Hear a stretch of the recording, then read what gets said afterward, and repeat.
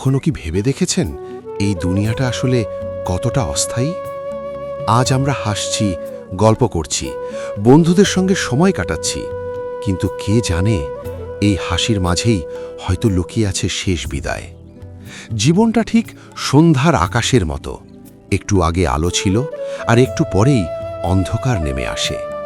আমরা দুনিয়ার পেছনে কত দৌড়াই, টাকা, নাম, সম্মান, কিন্তু শেষ পর্যন্ত সবকিছু এখানেই রয়ে যাবে। শুধু সঙ্গে যাবে আমাদের আমল, আমাদের দোয়া আর মানুষের জন্যে করা ভালো কাজগুলো।